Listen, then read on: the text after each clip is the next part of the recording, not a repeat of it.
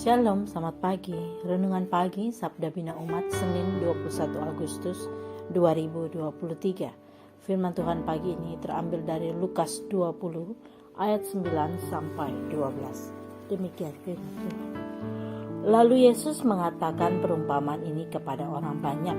Seorang membuka kebun anggur, kemudian ia menyewakannya kepada penggarap-penggarap, lalu berangkat ke negeri lain untuk waktu yang agak lama.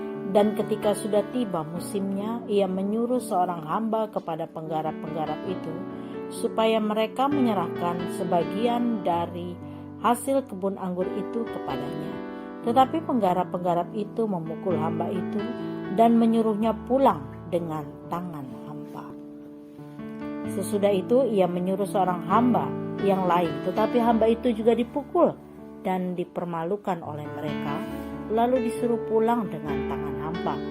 Selanjutnya ia menyuruh hamba yang ketiga, tetapi orang itu juga dilukai oleh mereka, lalu dilemparkan keluar kebun itu. Demikian firman Tuhan. Renungan pagi ini bertema tidak tahu diri. Mulai pagi ini kita melaksanakan kembali peran yang dipercayakan sesuai fungsinya oleh masing-masing orang. Peran itu merupakan suatu kepercayaan yang harus dihormati dan dihargai, baik pegawai, pelajar, atau suatu tugas apapun yang dipercayakannya. Semua haruslah dikerjakan dengan bertanggung jawab. Cerita dari perumpamaan Tuhan Yesus menampilkan para pekerja sewaan yang dipercaya akan menggarap kebun anggur, sementara sang pemilik harus bepergian dalam waktu yang lama. Sang pemilik menaruh kepercayaan besar kepada para penggarap itu. Terkesan kalau mereka boleh menggarap atau mengelola kebun itu dengan caranya sendiri. Sang pemilik hanya tahu dan merasa tenang karena sudah ada para penyewa yang dipercayai untuk mengurus kebunnya dengan baik. Nampaknya nanti para penggarap itu akan membayar sewanya setelah panen anggur. Sungguh suatu kepercayaan yang luar biasa kepada para pekerja itu. Tetapi kesalahan terbesar dari para pekerja itu adalah mereka tidak tahu diri, merampas hak pemilik, bagian yang seharusnya untuk sang pemilik tidak mau mereka berikan.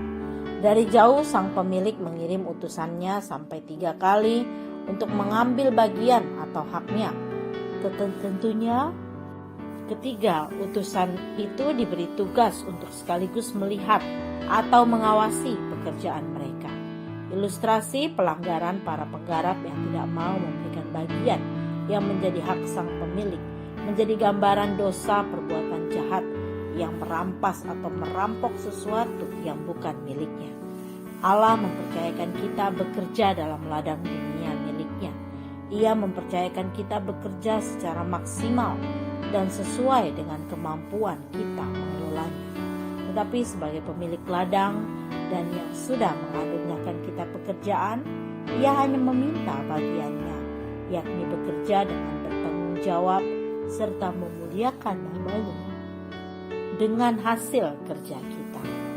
Doa pagi ini, ya Tuhan, tolong kami agar semua peran hari ini dengan tulus kami baktikan dengan gembira hanya kepadamu. Amin. Demikian renungan pagi ini. Selamat beraktivitas. Tuhan Yesus memberkati.